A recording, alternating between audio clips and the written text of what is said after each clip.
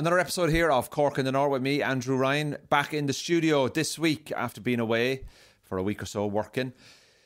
Mickey Bartlett is my guest on the podcast. Honest to God, it's one of my favourite episodes ever to have recorded. We have such a good laugh talking all things Airbnb, email addresses, loads of different things, and customer service. It's a good laugh, this one. So thanks very much for liking, sharing and subscribing. Also, extra episodes available on the Patreon. £3 a month for 3 extra episodes a month. Me with different guests. We've got some amazing guests coming up in the future. We have Sinead Quinlan, the stand-up comedian, Colin Murphy, Emma D'Souza, the journalist. Potentially have another couple of quite high-profile people in Northern Ireland politics and journalism coming onto the podcast as well, purely for me to learn and get a little bit better of my knowledge of the area up here. But this week's episode is with Mickey Bartlett. I'm on tour, andrewryancomedy.com. I've sold out Belfast, put an extra date on for February, Dundalk and also Cork. Tickets are still available. Dublin is fully sold out as well. I appreciate everybody that's liking, sharing this podcast. Please support me on the socials as well if you like what I do. And if you don't like what I do, don't worry about it. I know a lot of you might turn this off after like 10 minutes, 15 minutes because you're busy, you're at home, you're in the kitchen. But trust me, I highly recommend you listen to this episode in full. Thank you so much. Enjoy. Me? Oh, look. You have them as well. Oh, producer Sean has just given Mickey, is that a wrestling figure? It's a guy from he's from the North Coast. Just makes where he's a tattooist. I love Lurgan. Yeah. Do you know what's amazing? He got my tattoo fucking bang on. Did he? Like that's show us the tattoo incredible. there on your arm. Oh wow! Oh, that's spot on, isn't it? It's great. I've got a bunch of those in the house as well. So there's a guy just makes these and he sends them in. And where's my one? Oh, there's none for me. Oh, you'll get there. I love the fact that Paddy and William is like William on Paddy's knee. Yeah. And then there's Connor Burns. Oh, that's class. So did he send them to your podcast?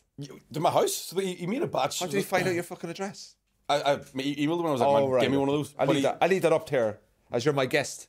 This week, Everyone Mickey Bartlett. Thanks for everyone should have one. Yes, it looks fucking the addition class. to every good home. And he also, because you were like, that's kind of even the clothing's kind of right. It's like I've never tucked a t-shirt in because my belly's too big, but that's he nailed class. It. That is really good, man. So he sent me the batch out. There was like it's Liam Neeson, one of the Derry girls. Who else was there? It was Connor Burns, Carl Frampton. But I was the first batch, so I'm like, to that guy, I'm so one you of were the the prototype. You were the prototype. I think I was just probably easy to make a cartoon out of because I'm a big stupid fucking head. Yeah, that's class, though. To scale like that. You know you're doing well when someone mocks you in like a cartoon and sends something to your house. Yeah, you've made it. Like Mickey, thanks for coming on this week. It's the second time you've ever come on the podcast. I've not seen you for a bit. I think the last time I saw you was I don't know. We did some gig together, maybe in Belfast. I probably did the Empire or something like that. Like it's one of those times when like. Because I don't know about you, it's gotten seriously busy again. I'm telling you now, I love comedy, but I do not like this current workload. I am sick to death of spreading joy. These fuckers need more suffering. They need another lockdown, and we need to rest up and get some government funding and some fucking money for nothing. Because I am knackered. I appreciate the work. I'm grateful. I'm so excited. But I signed up to be a comedian to do fuck all. Absolutely. I am now doing more all than fuck all. Yeah. I did not sign up. I had a meeting with a new manager a few weeks ago, and they were basically like, you have to get famous yourself and then we'll take money from it. And I'm like, this game has changed. It used to be I could suck your dick and then get rich. Yeah. And now I have to get rich and then ask you if it's okay for you to suck. What the fuck happened? Who's sucking who? Who's sucking whose dick? Somebody somewhere is sucking a dick they shouldn't be sucking. For free? The fuck? I have to give you 15% of that dick that you said you were going to suck, but now you're sucking someone else's. I'll have to pay for it. I'll have to register for VAT now. I can't even suck my own dick. I did try to suck my own dick one time. Okay, Mickey, moving on with the podcast. Yeah, sorry. This is Cork to North. It's great to be here. Thanks so much. It was one of these podcasts where we try not to go too far. We have a line, but we try. So, Mickey, listen, we're going to have to call us off. I think great to be here. Thanks for having me. Mickey's arrived in a mood. Yeah. You said something about having a line. Wouldn't coke. Oh, Mickey, I want to tell you something. Do you do Airbnb? Sometimes. Because we travel obviously so much, so obviously we do Airbnb or hotels. Now, the price of hotels is gone so through the fucking roof. Luckily, I'm now at a point now where I go, I'm not doing that gig unless they give me a hotel. Yeah. And there's only a certain amount of gigs that do that. Yeah, a lot of them have stopped doing hotels. Because the cost of the hotels have gone up, so the cost of the venue's gone up. And I can understand the prices going up with gas and electric and all that. They need to cover their back. But the government's giving you some fucking shit. Just let us sleep. I signed up to Airbnb. I've had 3 experiences. How many Airbnbs have you done? Probably... Well, I did one for the Fringe one year. So maybe 3, 4 You did tops. a whole month? Yeah, I did a whole month, yeah. What was that like? Grand. It was like, so it was me and Robbie McShane, and it was a 1-bedroom apartment with a sofa bed in the living room. So we basically, one of us had the bedroom for half the Fringe, and then we swapped. And it was fine. Like, again, it was the Fringe, you're never there. You know what I mean? But I remember doing one in Brighton or Bristol, somewhere like that. And it was like, you know, a spare room in someone's house, and you're coming back after a gig at 3 a.m, like, and I think I slept for about 2 hours, couldn't relax, and just got up and went straight to the bus station and just sat there all day waiting for horrible. I just couldn't. It was a nice enough room, but the idea of being in someone else's house and like needing a poo, I can't chill out. You know what I mean? I'm already getting anxiety. Yeah. So I'm already getting anxiety. I found myself going, I don't mind losing money on this weekend just so I can shit somewhere. Well, wait till you hear what happened to me last week. No. So I signed up to Airbnb. The first one I did, I was doing Hot Water Comedy Club in Liverpool, and I'm telling you now, I could not have had a better experience. I stayed in this woman's house. She's 4 rooms. Mm-hmm. You have your own kitchen, shared bathroom. I thought, look, I'll do it. There was something on in Liverpool that weekend. Liverpool were at home. Mm-hmm. So just imagine all the hotels. And I just went, you know what? And I could have stayed with my friends in Manchester. They were like, I would stay with them, and they were like, stay. I said, no, do you know, I want to just do this Airbnb thing. So I got this room, whatever it was, 60 quid a night. Turned up, it was spotless. She was lovely. It was like, this is amazing. It was like a hotel. Yeah. And there was somebody else in the room next to us, and apparently it's where crew stay for BBC production. So if they're filming like some sort of TV series, like, you know, the crew that work on something like Line of Duty, even though that's filmed in the north, but imagine they're filming something like that in Liverpool, that's where the crew would stay. So she had it down to a T. And I swear to God, I actually woke up and I was like, I'd move in here. Like, I'd actually fucking live here.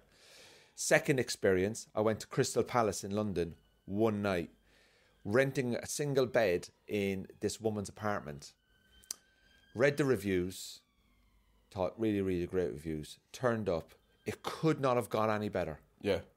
This woman was so lovely. I went in, it was spotless, it was clean. She was like, I'm not here, I'm gone, but you do whatever you want. I went, this is fucking great. Got to the point now where I said to her, listen, when I'm in London, can I just have this? And I can just... And she was like, whenever you want. Unreal. And I just went, this is amazing. So, how do I start? This weekend, I was going to London. Last weekend, I was going to London. Thursday night, I'm staying at the gig, the accommodation with the first gig I did, which was great. So I needed a Friday and Saturday. But Saturday had train strikes in London. Okay. Therefore, I normally get to 6:30 a.m. from Gatwick to Belfast City. Mm-hmm. And what I do is I do an all-nighter. So they suck. I hate that. Yeah. No, but I figured it out how to do an all-nighter in an airport. Like I saw something online there recently. Some influencer in Dublin was like, because of the queues in Dublin Airport going back a few months ago, she did like, I'm staying overnight in the airport just because of the queues, and everyone's like, isn't she brave? I'm like, are you fucking mental? We do this all the time. We do this all the time. I did that 10 weeks in a row. I was doing warm up for TFI Friday when it came back, and I was living in Derry at the time, so I was getting the 6:30 flight from fucking Stansted. What's the Stansted? One of the shitty London airports. It wasn't one of the good ones. Luton. And, something like that. And I would just start bringing a sleeping bag. So I would like fly out on a Friday morning, hang around London all day, trying not to spend money, do the show, get the train back, and then just sleep on the floor with a sleeping bag. And one time a cop woke me up. He like poked me with his gun and was like, "You can't sleep here." And I was so tired. I was like, "You better be a good shot because I'm about to fucking kill everybody in here." But it's fucking horrible. Well, I figured it out. Right. I'll tell you how I figured it out. So, this is how you sleep in an airport. Gatwick Airport, phenomenal for sleeping. Gatwick's good. I'll be Gatwick's honest. a great sleep. I could never figure out how homeless people haven't worked out. And I've often thought, would it work? Go to the airport. I've often thought, like, could you technically fall asleep in that wee shuttle at Gatwick and just stay on it? No, it's too noisy.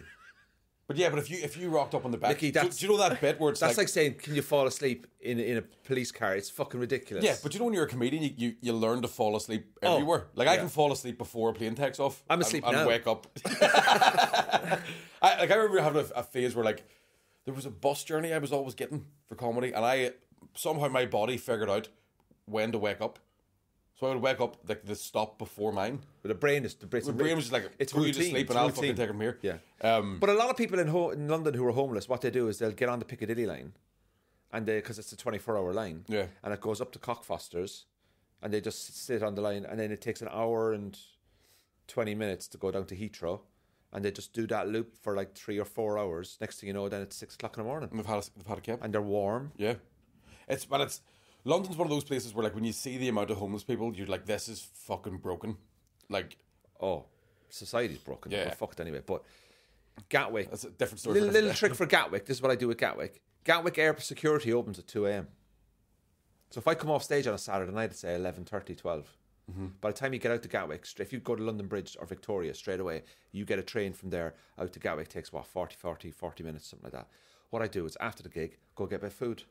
Up by Tottenham Court Road, there's a couple of 24-hour restaurants that are nice and chilled out. You go there, do a bit of laptop. You're wired from the gig. Yeah. Next thing you know, it's 1 o'clock, 1:30. My flight's at 6:30. So you're boarding at 6. Yeah. So next thing you know, jump on a train, go down to London Bridge, jump on a train, get to Gatwick for say 2 a.m. Goes through security at 2 a.m. I never thought of doing that. Right? Yeah. Go through security at 2 a.m. and this is what you do. You go to the gates. You don't stop at the duty free. Go down to gate 501 to 507 or 5050 to 55D or E or whatever it is. And it's all sofas. Unreal. Yeah. But if you actually sit where the restaurants are, there's nothing. There's nothing to sit. But you go and walk down to the gate. And I've never thought of doing that. I always thought. And you go down to the gate and you just lie down, set your alarm for 5 to get 2 or 3 hours kip, get up, walk back up to the fucking thing, get your coffee, and it's like a city then. There's thousands of people are there. You're through security, but also this disabled section when you go through that opens at 5:30 and you can sleep in there until 5:30. Unreal. So people say to me like, where do you stay when you go in London? I stay at gate 50E at Gatwick Airport. It's free of charge. I've slept in like the chapel in the airport. So like there's wee prayer rooms and stuff like that. But you go to a multi-faith room as well. Yeah. So I've slept in those. I've slept in a soft play area on the boat in Liverpool. Yeah. That's a belter. That's a good one. Never get a cabin on that ferry to Liverpool. Just bring a fucking quilt or a sleeping bag or something. Yeah. And when the kids all go to bed, just like fucking have a few pints and then just make yourself comfy in the soft play area. God. We went to Glastonbury one year. There was about 15 of us slept in the soft play area, and somebody was asleep in that wee tube bridge, the wee tunnel, like a grown man, just fucking just out for the count. We didn't even know him. We were like, "Oh, someone's got the same idea as us." Fuck buying a cabin. People, well, I know, I've done it. It's amazing where you can sleep as a comic. Yeah, I used to go when I was doing that TFI Friday gig. I would go to the same cinema on Tottenham Court Road. Was that? Yeah, somewhere. It was. I would just go to the same cinema, and there was one day I fell asleep watching the Hunger Games movie. Right. So what I would do is I would take my coat off, put it on back to front like a blanket, and just fucking right. And I kept waking up during the last Hunger Games movie, and every time I woke up, Jennifer Lawrence was going, "Peter, Peter," and I was like, "How long have I been in here? Like, have I slept through this 3 times? Like, have they just let me?" It's the fucking. Where else have I slept? Just in the stupidest places. Oh, like. I've slept in Luton. Luton was shit. Luton was a rough one. But I don't get there till like 2 o'clock in the morning. And then you're like, well, why would I pay 120 quid for a night in a hotel when I'm only going to be there for 2 hours? Yeah. And then the flight at 6 in the morning is only 30 quid. So last weekend, I went to London. I decided to get a hotel, but there was train strikes. So the early flight out of Gatwick wasn't going to work for me. So I got the 12 o'clock flight from Gatwick, which means I have to sleep over for 2 nights. And I use booking.com so much that I'm on level 3, right, which means I get credits, so I can get up to 20% off certain hotels. Yeah. But everything was fucking rammed. There was hotels available, but 560 quid for 2 nights. 490 quid for 2 nights in a 3-star hotel. No. I thought, fuck this. So I said, I'll go on the old Airbnb. I've had great reviews so far, like about me. Yeah. I'm thinking, it's like, because I look at, like, my Airbnb review and my Uber score, very important to me. Man, I'm 4.8 on Uber. I always tip with Uber. So I think I'm 5. I think I've got I'm 100%. I am rating. 4.8 with Uber. I always throw an extra quid in because what I found, they just turn up like that. Like they're so fast whenever you've got a good rating. Yeah. So I just always throw an extra pound in. Yeah. So I'm very conscious of my Yeah. rating. So I get this Airbnb anyway, and it's in Morden in Wimbledon, down past Wimbledon, and it was like 60 quid, bedroom, 2 single beds, blah blah blah. Looked at all the reviews. Reviews were like, so nice, really good. Cannot wait to stay again. And I thought, oh, that's fine. Yeah. I'm not going to be arriving till 4 o'clock. I've got 2 shows. I'm not going to be back until 1. I'm going to get up early. When I'm in London, I go to the libraries. Mm-hmm. So I work in the library. So I was in Liverpool. I used to go to the John Moore Library, and I'd work there all day, edit videos, do my admin, work on my show.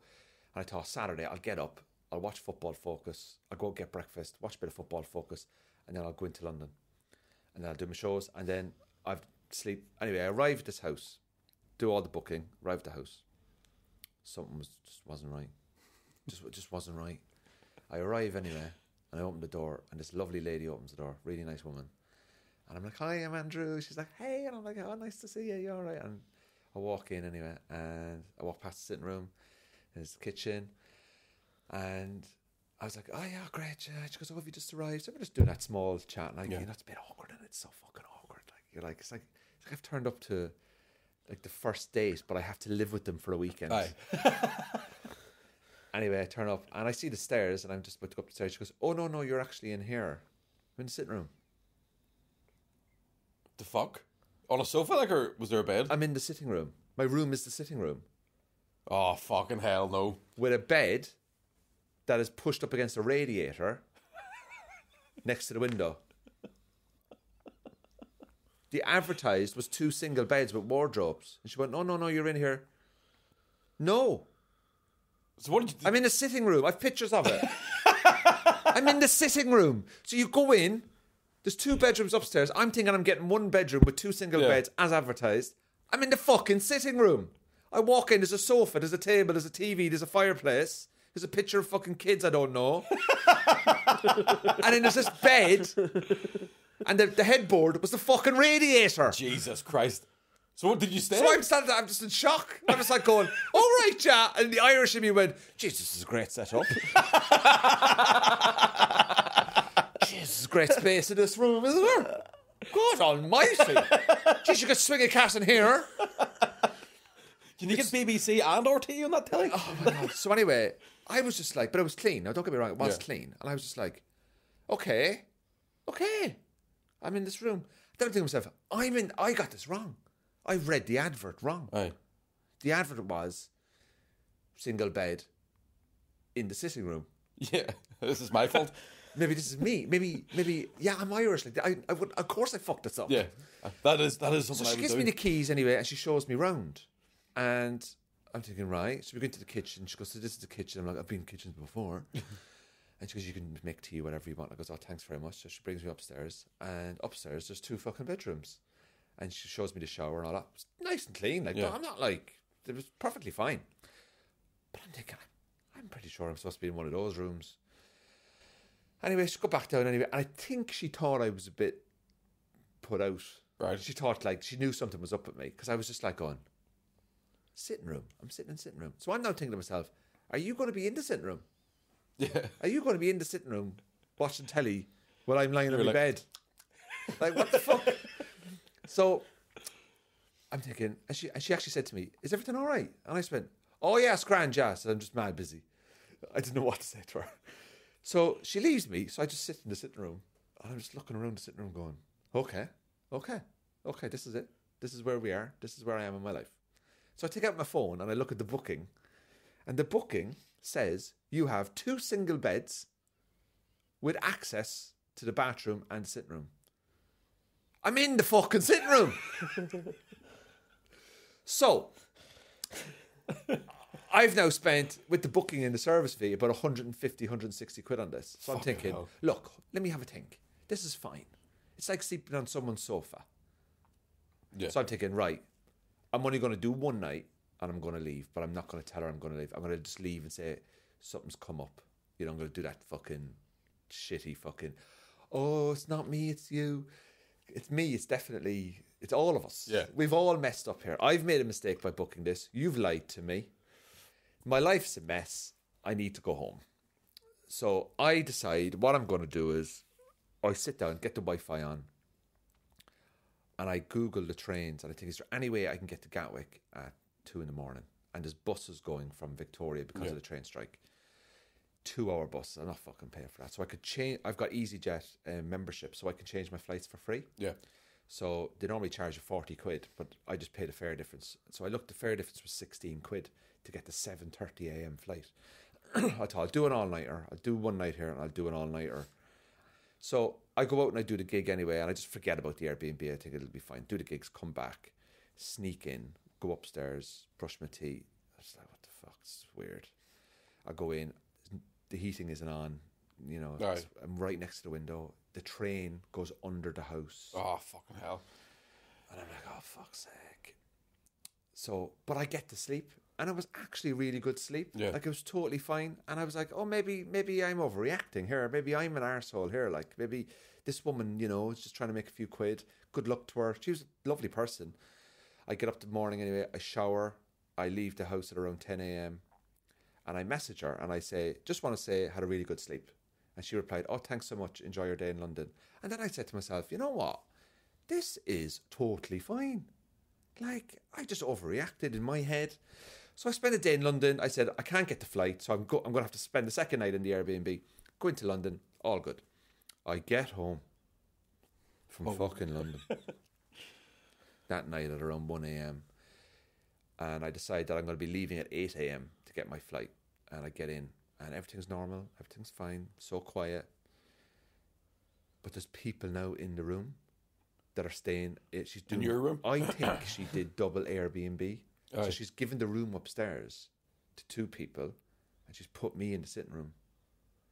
But the people upstairs are snoring so loud. And it wasn't just like, it was... It was like a fucking animal was let loose up there. I can't sleep. Like, I can't fucking sleep. And there's other cars in the driveway. And then I go into the kitchen, and all the washing, her dirty washing, the clothes, Aye. it's just there. I'm like, what the fuck? Then there's movement upstairs. This is 1, 2 o'clock in the morning. I'm thinking, what's going to go on? And then I think, now, I could have got this wrong, and I'm not saying this happened, but I think it happened. Now, it either happened in my head or it happened in real life. Somebody came into my room at about 4 in the morning. Fucking hell.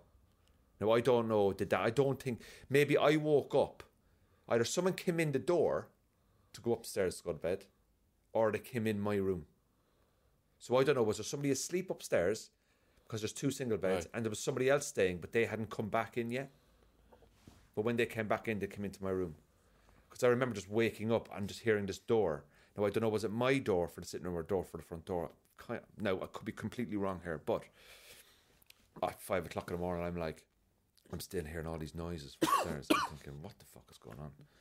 So I just pack up and go. I was just like, get the fuck out of here. You know the way you see all these movies, like 6 fellas coming in from fucking Russia, passport money now. But the lady was so lovely. Aye. But I never again. Yeah, I've never... Again. Now, there's no massive funny ending to that story, but the whole thing is basically me going, this is not... But I looked at the advertisement 3 times. Yeah. And I was told I was getting the room. Now, I didn't bring it up with her because I needed somewhere to stay and I didn't want to fall out with her. I'll always just try and get a hotel. Like, I've definitely lost money. So I'll do things where I'll go, like, I'll add the gigs up that week. And I go, if I stay in a hotel, I'm only making 300 quid this week. Yeah. And I go, in my head, I go, 300 quid in a week. I used to make that in a call centre, so it's still all right. Yeah. Because there was one time where I don't even like staying with friends anymore because you piss them off too much. Man, there was a time. This is probably the worst thing that's ever happened to me. So I was, do you know Connor Drum? Yeah, right. I was staying with him. So he lived near Waterloo Station, and his room, he had a massive bedroom, but it was in the cellar of this like townhouse. Right. So there was no natural light, right? So we went out and had a couple of pints after a gig. Because there was no natural light, I slept at 4 o'clock in the afternoon. Like, just from midnight. Just slept fucking all day. He was living with really, really, really attractive women. Like 3 or 4 of them, right? So I'm in the sitting room. On Connorby. With a bit of a hangover. Just being like, these women are all like models. Like, I'm like, morning. Like, I don't need the bathroom. I'm just going to go have a shower. Now, I needed to have a shit. But I do a thing where I go... Turn the shower on. I turn the shower on, right? So, when you hear this, right? Every bloke does that. So I go up, right? Turn the shower on, have a shit, that's grand. Go to get in the shower, and I realise I've put just hot water on. And it's gas, it's like gas heating, so it was scalding hot water coming out of the shower, right? And I couldn't get my hand in to turn it off. And they had one of those, do you know, it's like a bath of the shower, and it's got like that screen door. Oh, yeah. Right? It wouldn't move, right? Every time I try to move, I'm like, I'm going to snap this thing in half. Trying to get the fucking... So, I'm standing at the end of the bath with tea coming out of the fucking... Right? And I'm trying to reach it. Every time I reach it, I'm like, fuck. The water's starting to fill up the bottom of the bath, so now my feet are getting roasted, right? So I'm like standing on the edge of this bath, trying to turn the heat off. I can't figure out how to do it. And I'm like, what the fuck am I going to do? And I go, right. So he'd given me 2 towels, right? He'd give me a big towel and a wee towel. I was like, right, I'll take the little towel and I'll fucking throw it at the water. That'll give me a split second to jump in and turn it off, right? So I take this fucking tiny towel and I fucked it at the water, but the pressure was strong. So it blew the towel back onto me and I just waterboarded myself and boiling hot water. I was just like, never again. That's it. I'm never doing this again. I'm going to get a hotel tonight. I don't give a fuck. Never again. Like, it was horrible. There's been my phone's ringing, sorry. There's been so many times where I've just like, I did have one great Airbnb in Australia, but it was the guys who brought me out had a friend who had a 3-story fucking townhouse in can't remember whereabouts it was in Sydney, but it was like a fucking £3 million house. And he would just fuck off on his holidays and Airbnb it. So they knew him. And they're like, right, well, Mick's going to stay there for 2 weeks. Had a jacuzzi. A fucking balcony. Man, it was unbelievable. And even that place, I couldn't sleep in it. Because it was too posh. Because it was too posh. And You're walking around going, what can I break? But there was 2 beds. And I was like, I bet you someone's going to be staying here at some point because Airbnb. And so I ended up like sleeping in both beds at one point just to be like, is this, where am I supposed to be? I couldn't deal with that. I remember when I left that place, the paranoia of there's no way I've cleaned that properly. You know what I mean? Yeah. Like, that's not up to scratch. I've definitely left something in the bin. That's not a millionaire's cleaning pattern. Yeah, and I felt fucking hard. So you had a balcony, a jacuzzi. I had a fucking radiator. that wasn't turned on. It wasn't turned on in my Airbnb. With fucking something going on above me and a train below me. I remember doing a jonglers gig. It was Bristol. And I think the woman had cats, and I'm allergic to cats as well. So I'm like lying in bed, like fucking just sneezing. My eyeballs were swelling up. Again, didn't sleep. And it seems sort of thing, like you get to 4 a.m, you go, right, 8 hours in the airport's not that much. I can kill time. Like, when I was at the airport the other day, do you know what I did? Because I was just editing videos. There's been so many times where I'd be sitting at home doing it anyway, so I might as well just sit in the airport. There's been so many times where I haven't brought a laptop, and I'm like, fucking, you idiot, why didn't you bring something? You go to London without a laptop? Yeah, I've done it fucking mental, Mickey. Well, it's like going to comedy without any fucking jokes. I do that too. Well, we didn't want to bring that up, but, you did say it. Like, that is fucking... So I'm at this point now where there's 2 options for me. Mm-hmm. The options are... So next year I am cutting my London work down massively.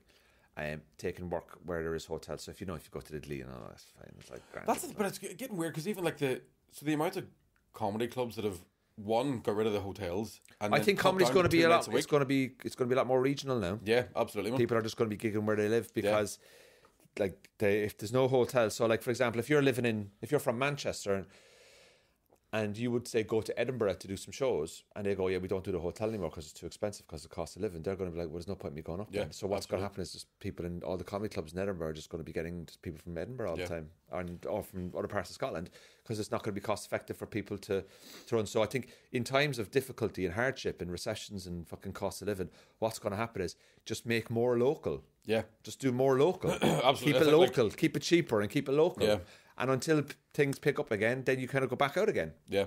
I think that's kind of already been happening with comedy for a while. Because even the likes of Hot Water, and I think what's happening in Belfast as well, is that a lot of the stuff that was happening in London, and a lot of the stuff that went on TV was getting too safe. Do you know what I mean? There was. It felt to me like it was all the same sort of comedy coming out of London. Yeah. And then the regional places started going, fuck that, we'll do our own thing. And then they've weirdly gotten big. Yeah. So there's a nice infrastructure there for that to happen. Yeah, You know like, what I mean, Belfast is phenomenal. Yeah. Liverpool is great. Belfast, I think, is the rising star of comedy in Ireland/UK at the moment. Yeah, absolutely. I think Cork, obviously, look, there's a good few gigs in Cork now, but it's not becoming as big a scene, Yeah. but it's becoming a good scene, and I think that's really good. I did a gig in Cork last weekend, Ballycotton. Oh, the festival, yeah. Fucking unreal. Yeah, Like, I did it last year. I was asked to do it this year, but I was unavailable. I actually would have loved to have done it, but Yeah. I couldn't do it. They offered me a few slots, but it was good this time. fantastic. But it's like, Some drive though. man, wait do you hear, right, you think you had a bad week? Wait do you hear it? I fucking did last week, right?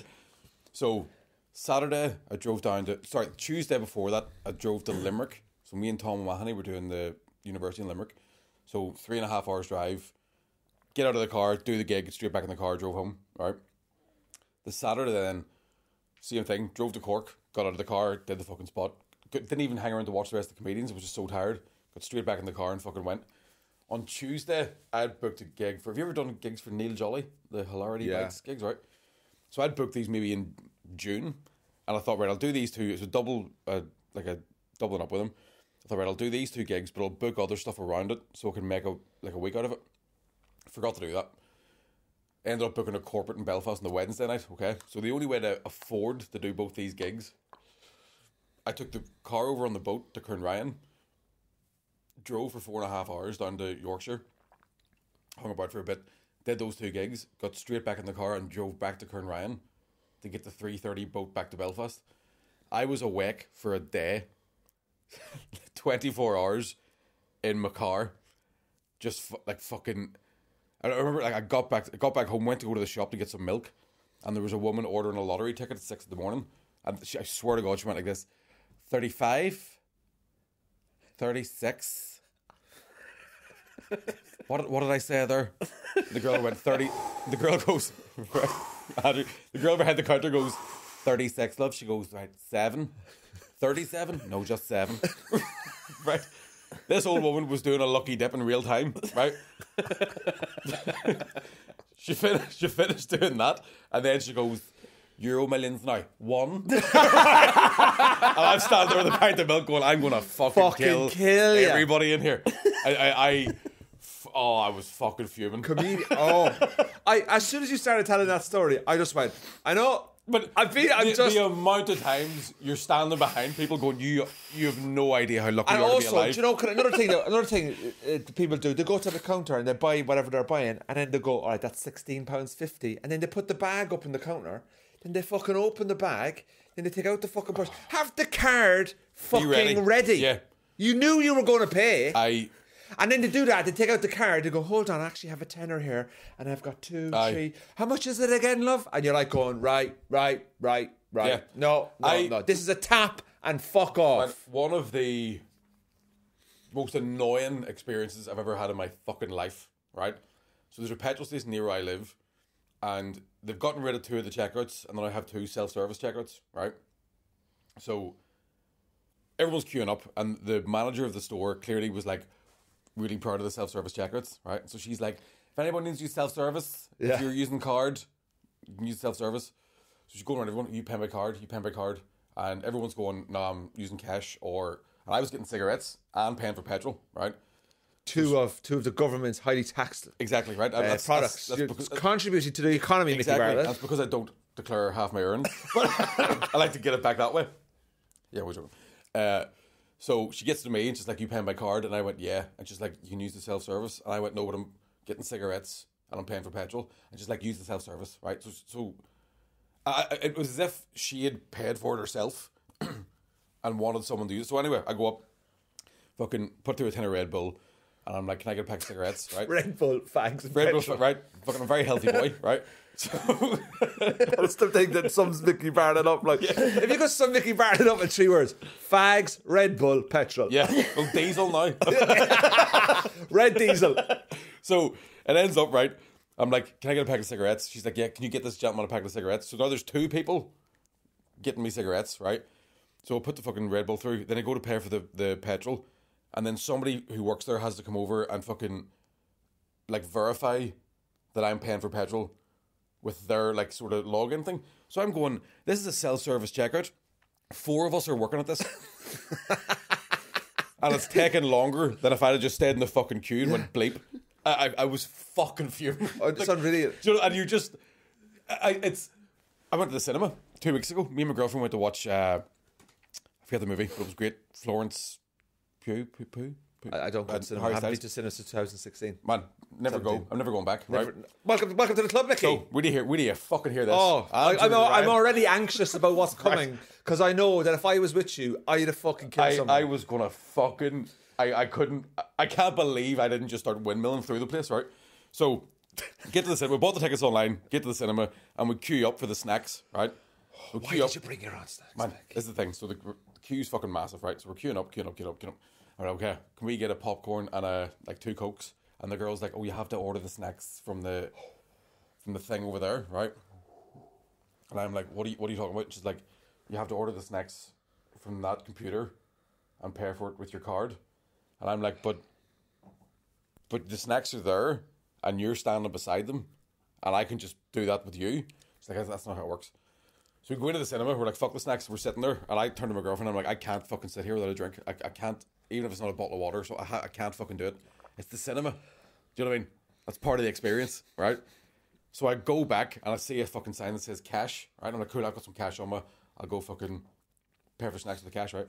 So again, I queue up, and I'm like, can I get a large popcorn and 2 Cokes? And the girl's like, yep, no problem. Give her the cash, she gives me the receipt and the change, and I'm like, waiting for the snacks, and she goes, oh, so you have to go in the collection queue. So now I'm back in the fucking original queue.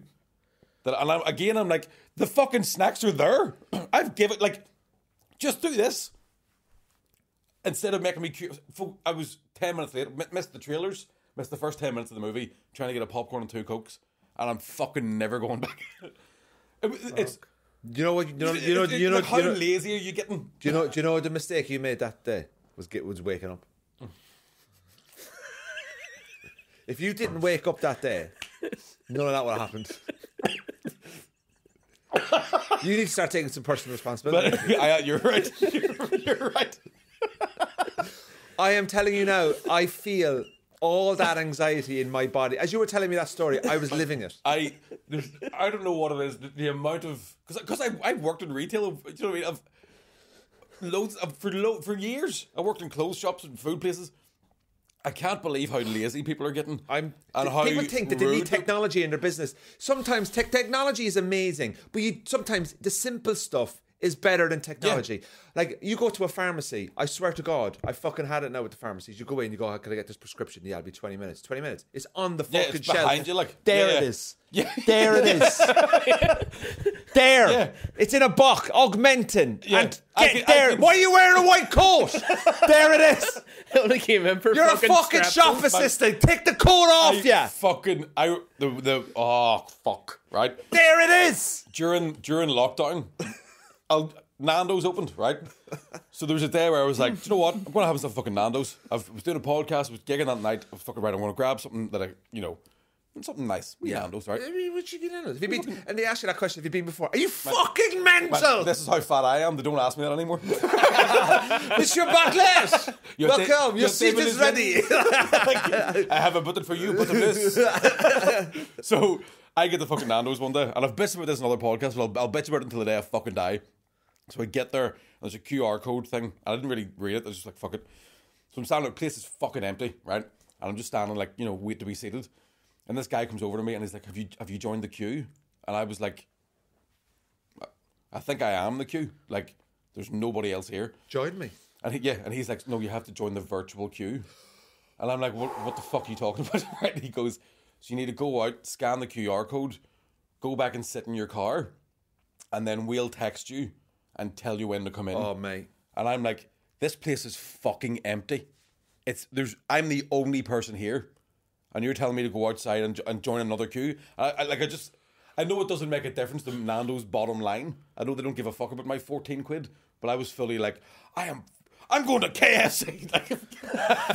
I see other chicken. Yeah, fuck you and your delicious broccoli and mashed potatoes. I'm going to get gravy now from a fucking colonel, and I hate the military. I'm against all war, but fuck you. But 12,000 dead. But the taste of the chips and the gravy makes it so justifiable. It's such a fucking secret blend of spices. I think there's certain parts of technology now that it's getting a bit fucked up. But then there's this is the problem. The compromise of the convenience of technology, that's the compromise. Yeah. When people are overdoing it. Yeah. It's like, that's the compromise. So you go to the cinema. We go to cinema, you walk in before. You used to queue up. Hiya, 2 tickets to see whatever I go to see, Titanic, whatever it was.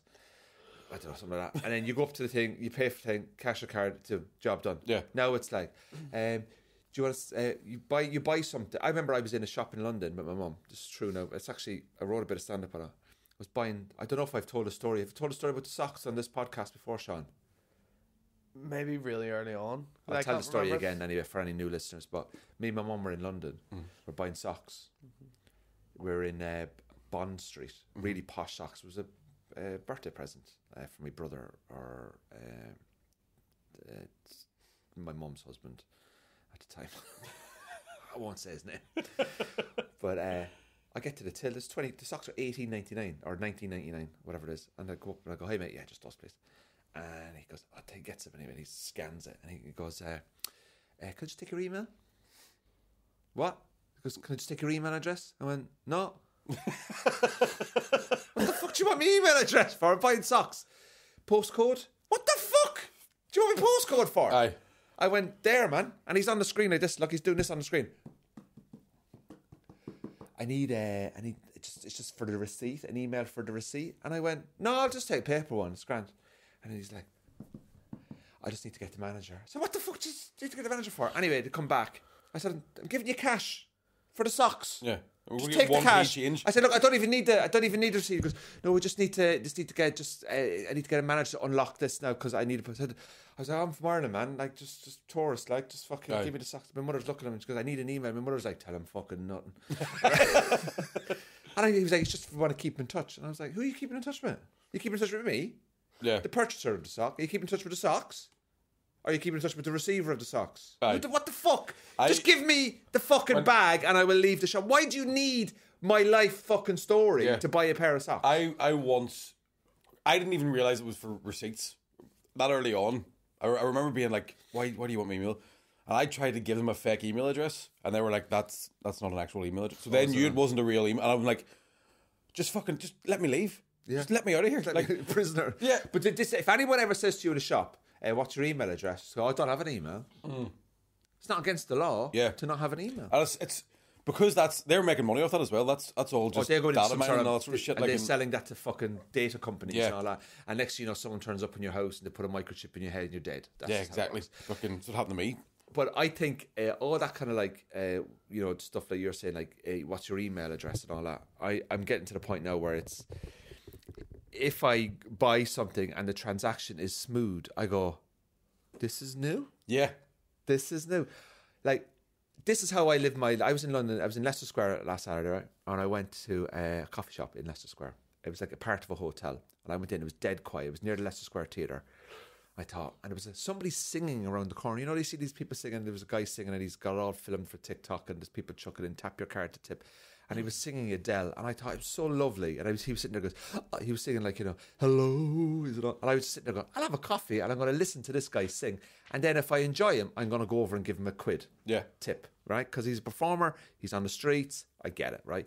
So I'm sitting in this hotel, but it's the outside of the hotel. There's no one sitting there. It's across from the Premier Inn in Leicester Square. So if you've stayed in the Premier Inn, it's actually the hotel across the road. And I walk in, and I go, "Hi, mate, I just want to get a coffee." He was like, "Of course." So I sit down.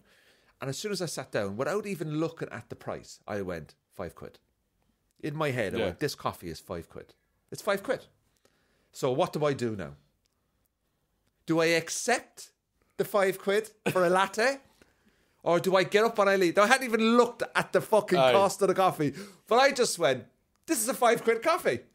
So next thing, he comes out and I went, "Latte. It's £5, isn't it?" And I made peace with myself. And I sat there and I went, "You know what? I'm listening to a guy. Now, I normally pay £3 for a coffee, right? And that guy that I was listening to, I just went, that was your tip there, mate. Like, your tip is now in the coffee. So anyway, I have the coffee.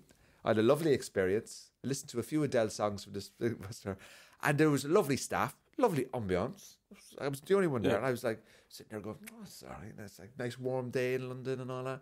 Comes out, £5 for a coffee, 65p tip included. Sneaky bastard. 60. Now I've no problem paying £5 for the coffee, but it was service charge included already. I thought they do service charge for groups of 6 or more. Yeah. But like, unless I went through 6 different fucking they charge you corkage. I for went a fucking cup of coffee. when I got that bill, I went through 6 stages of anger. Man. So that's what I was charged for. So I looked at it and I went, I'm paying £5.60. I'm paying €6.20, whatever that is nowadays, for one latte. And I didn't even get a biscuit with the latte. And I just looked at it and I just went, yeah, I'm paying it.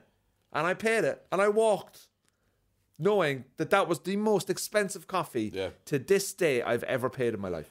Now I'm having a panic attack. Now I've got another one for you. This is like Jaws. Showing scars. Right. So how we cope. It's back to the email thing, right? So I was in the departures lounge of an airport one time, and I went into like I think it was like a JD Sports or something like that. Saw a t-shirt that I liked. And I think it was one of those times where I was gigging that night. I was like, fuck, I need a black t-shirt or something just to throw on. Seen this t-shirt. I'm like, is there a fit? There was a sign for a fitting room, right? But there was no fitting room. So they obviously have built this store up based on other JD Sports and put the fitting room sign up. They've just moved into... they've just put the whole... Moved into design. That's what they've done. So I'm like, is there a fitting room? The guy's like, oh, we don't have a fitting room, unfortunately. And I'm like, cool, no problem. That should fit. It'll be all right. And it was a £10 t-shirt, something fucking daft. So pay for the t-shirt, that's grand. And the guy's like, can I just get your email? And again, I'm like, I'll just take a paper receipt. He's like, we don't do paper receipts at all. I will have to get your email address. So I'm like, and I don't know why. I'm just like, oh, fuck, all right. So I give him my email address. Then he printed out a paper receipt and handed it to me, right? And I was like, I remember going, well, I don't need this receipt because this t-shirt was a tenner. And we're in the departures lounge of an airport. So if I want to take this back, I'm going to have to buy a fucking plane ticket, go through security, get searched. I would though. I'm that angry about it. I just remember going, you're putting me through all this shit and it cost me £150 to get in here. I'm not going to be coming back. Just let me leave. Fucking let me leave the shop. They're unbelievable. But it's like, I've worked in shops where there's people who work there who have no idea what being a human is once they're behind a till. You know what I mean? Like they just become robotic. Like their boss goes, you do this. They go, okay, gotcha. I can't even fucking... Oh, it's ridiculous. I remember when I was a waiter in Cork, and you know, it's hard. I find it hard to deal with people most times, but hungry people.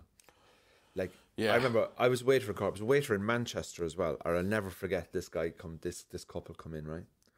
And I just knew, just from the way he walked, that he was an arsehole. Yeah. Could just tell from the shoulder positioning, the way he kind of, I don't know what I just said there, shoulder positioning. But he sits down and he comes over. Hi, we've got allergies. And I went, out. Get out. I got 180 points in my leaving, sir. Yeah. Get out. I'm allergic to bullshit. I just went, get the fuck out. Obviously, I was only saying that in my head. Obviously, I was like, all right, okay. Well, there's the menu and all the bits and bobs around. Now, this is we're talking 2005 and 6 before allergies were fashionable. Like. Yeah. And so I wasn't serving them, but they kept on complaining about the food. You know, eventually, I remember they were being really arsy about it. And then someone said to me, I think they are professional complainers. Yeah, trying to get free stuff. So they try and get free stuff. So they go around, they'll order a drink each, they'll get a main. What they'll do is they'll eat one main, they'll eat a little bit of the other main, and then they'll complain about the main, and then they'll kick off a bit, and they'll say, look, we're not happy with the food, but we'll pay for our drinks. You know, that kind of way, the way these people do. And I remember somebody came in, and I used to do the whole classic jokes, you know, what would you recommend? I'd say the place across the road. You know, those old, what's the soup of the day? Water. Fucking water. Milk. Do you want milk? You know, wind them up. Aye. But I remember we were in there one day and we were doing the shift and I was really busy and then the fire alarm went off. So everyone had to go outside to thing and everyone left. No one came back in and paid their bills. Fucking hell. And the managers were going mental and there was a part of me that was going, I like it. That's genius, yeah. Yeah. Best thing to do to get a free meal is find out when a hotel is doing their weekly fire alarm. Say if it's Wednesday at, say, 2 o'clock in the afternoon. That's a good shout. Order a lunch at 1:30. Yeah. Get the lunch delivered by 10 to 2. Eat it as fast as you can. And then when your alarm goes, grab your bag, go, I gotta run for my life! Because you don't know. And then run outside. I'm at the stand that we're supposed to stand next to go, oh, sorry, I need to leave. And just walk off. Or even more dastardly, you could find out where the alarm is, right? Set it off yourself. Just set it off yourself. But do it in a way like, I'll just take a phone call. Yeah, mate, yeah. And then lean against the wall, comically. Wah. Oh no, alarm goes off. Fucking we have to run. And then just, that's what you do. That way. There's little tricks like that of the trade that I like doing. Like, what I do is I go to my local coffee shop in Hollywood, right? Because and I go down there and I know the lads now. So when I walk in and they're like latte, and I went, this is the vibe. Yeah, this is what I want. Like cheers, nom. Andrew, we've not. But I went to my local coffee shop in Hollywood recently. I went 4 days in a row. Yeah, and I was in 4 days in a row. And I said to the guys, I actually said to him, I'm coming in a bit too much, aren't I? And he looked at me and You're he went, so Hollywood, man. He just went, no man, you're grand. And I went, I'm coming in a bit too much. So I said, look, I won't be in Thursday or Friday because I'm actually working over in England. And he went, oh, we'll miss you then. I went, oh, will you? But I've got to the point where when I finish this today, I'm actually going to go down there again because I've not seen them for 3 days. So I go in and I get all the chat with them, and it's great. And you go in and go, and they go, what you want, latte? And they're like, well, £3. And I tap the card. Mate, they don't want my email address. Yeah. They don't want my fucking postcode. I'm sick of them. It's insane how when people don't ask for any information, you'll tell them anything they want. But when someone goes, can I have your information? You're like, who the fuck are you? You're 16. You're about 17. You weren't even alive when emails were invented. Yeah. You were born after 9/11. If you're born after 9/11, don't talk to me. Don't even. You don't know what tragedy is. You don't know. Like people who were born in 2001, 2002. Like I have a niece, right? She's 15. She's an amazing girl, but she's at that age. Like, hi, Alison, how are you? Hi. I'm like, oh, here we go. Yeah. And I go like, so I remember talking to somebody, and they were like my GP is younger than me. I've had that. That's a fucking no. I do this in stand up. I'm not doing it now, but I remember looking at him, just going, something not right there. Like, it's just not right. If you're younger than me, if you're in like somebody coming around to your house, like estate agents will obviously be younger than you, and they go, I'm going to tell you, but listen, man, you will never get on the housing ladder. So don't you fucking attempt to tell me what I should and shouldn't be doing with this house. You live at home. Absolutely. You touch yourself when your parents are asleep. Yeah. So don't even Your mom bought that duvet. Your mum bought that duvet. And you're telling me about how I can add value? I'll tell you how I can add value. If you're fucking 6 feet under that fucking patio. I hate it, man. Oh, fuck, man, I know. It's crazy. But it gets to the point now where like I'm at this point now where I'm starting to see things in public, like even it's the small things are starting to irritate me, and I don't know where this is coming from. And I don't know, Mickey, is it because we're comedians, we're impatient people? Are you impatient? Yeah, I think there's like someone told me recently they reckon I've got ADD, and I'm like, no, fucking everyone's got it. Yeah, I was like, no, I've got alcoholism. Okay. I just looked at it. And so have you. You've got alcoholism. You've just found an excuse for yours. You're not an alcoholic. I'm borderline, man. Well, okay, give me an example. Like, I'm dying right now. It's Monday. Okay, explain to me what your drinking is. Are you worried about it? No, well, no, I'm not worried about it, but I'm definitely drinking too much. There now. Yeah. I'm definitely drinking too much because I know I've hit a point where like I think I didn't drink for about 2 months and I lost like a fucking ton of weight. So my problem is when I drink, you go have pints, get pissed, get hungry, eat shit. Wake up dying, eat shit the next day. So it's 2 days of having way too many calories, too much sugar, and all sort of stuff. But my favourite thing, right, is to come back from a gig late, right, get home, flat's empty, just me, and I go, I'm going to have a wee drink. I'm going to sit and watch YouTube videos. Cut out, mate. I'm going to have a wee fucking what you gotta cut wee out. nightcap. But then when you're by yourself, there's no one to go, oh, that's loads. Why are you crying, Mickey? Yeah, so I'll like... Stop beating up the cat. Absolutely. Like there was a couple of nights ago where I was like, I'm going to have a beer. I had a bottle of beer. I was like, I'll have another bottle of beer. And then I was like, what else have I got in this? And I ended up drinking my girlfriend's West Coast cooler. Just because... West Coast Code, I haven't heard that since the 90s. Man, delicious. Are they? So nice. So refreshing. But I woke up the next day fucking hanging from a bottle of West Coast cooler and 2 bottles of Harp. But I do, When you say you're borderline, what is it? What I is need it? to stop drinking. Well, okay, you need to stop drinking. Well, you see, I drink, but I don't drink a lot. Yeah. So I've had 2 pints in maybe 3 weeks. Yeah, see, that's great. I think I'm like... I had 2 pints at the weekend. That was me done. I've grown up in a family of you're either fucking drinking or you're driving. Like, do you know what I mean? There's no kind of... Well, I grew up, my dad is an alcoholic. Yeah. So he's... but I never saw him drink. Right. Back, so he's like... But alcoholics still have alcoholic tendencies even when they're not drinking. Yeah. They're still addictive to stuff. Yeah. I don't... Like, I can't... I don't have... I'm not a doctor or give advice, but if you... Has people said it to you? No, but I think what I've noticed is... Have you lost... This is the only thing I would say to you. Are you making a dick of yourself? No. I don't think I'm quite a good drunk. Do you know what I mean? Okay. I'm quite fun to be around. I'm pissed. But I think for me, the problem is I was watching Billy Connolly talk about it with... his wife did like a chat... Not a chat show, like a psychology kind of session on Channel 4 a couple of years ago. And he said a thing about his drinking. He'd hit a point where... like blackout drunk. I used to think blackout drunk was when you passed out. But blackout drunk is just the bits you won't remember. Yeah. Right? So Billy Connolly said this thing where one night he'd be on tour and he'd be drinking, it'd be great crack. And there was a night where he went, I don't remember how I got home. I don't remember anything after like sort of 9:30. Yeah. And then he realised that was happening earlier and earlier in the evening. So 5 o'clock. So 5 o'clock, he's going, what the fuck happened after that? And I've had that happen to me where I've gone, shit. Like Okay. I was out a couple of weeks ago and I had a kebab, and I only know I had a kebab because I burped the next morning and tasted it. I was like, I had a kebab last night. And I woke up and I was like, oh, Donner. Yeah, it's better than Nando's. Like, Didn't want my fucking email. so yeah, and then it was Doug Stanhope's book. I was listening to his book. And obviously, he's a fucking massive drinker. Does he still drink now? I don't know if he still drinks now. I saw a picture of him recently. I thought he looked great. He looked fantastic. Yeah, it was half a word he did. He looked great. But he had mentioned the thing about how he's a lot of friends who are like stoners and they remember everything.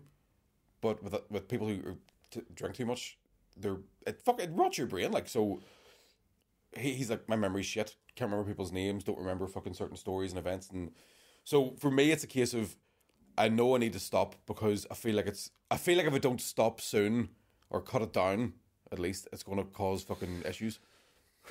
Interesting. I'd say the only thing, I mean, I can't give you any advice. I didn't drink for 16 months once. No, 14, 15 months once.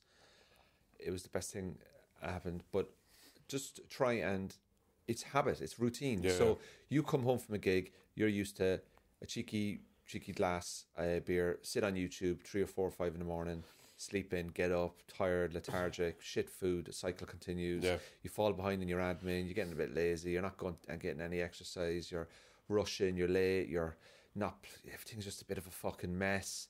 You're not communicating with your partner effectively. Yeah, You're totally. going out then for a couple of drinks to kind of get on again and chat, relax, and then you those couple of drinks. So you're that's when you can relax. Yeah. The only thing I would say to you is just have a think about, if you're cutting down your drinking, for me, I would just put a boundary in and be like, I only drink when I'm in the pub. Yeah. Take the drinking out of your house, Yeah. first of all. And also, what I did was, and what I've learned is plan your meals. So I'll give you an example. Say I'm doing the Empire Comedy Club tomorrow. I'm not, but say for example I am.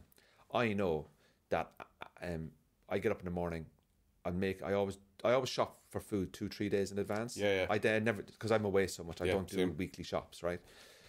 And I always plan it, and I go, right, that's for tonight, that's for lunch, and that's for for dinner. But when I go to the Empire, I'll drive in, Yeah. so I won't drink.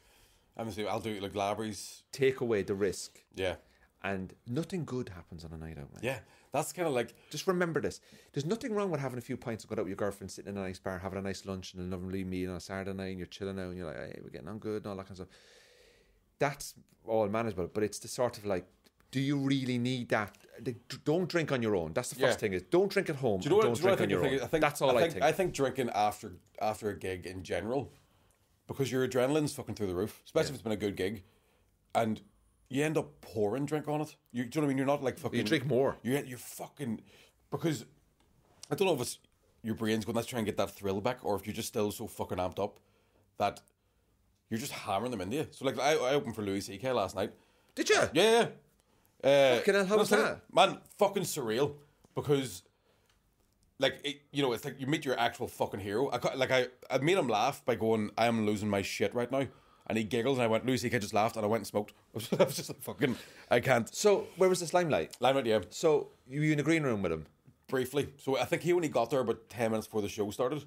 So, I walked in, he's just eating a ham bap. And I'm like, hi Louis, fucking...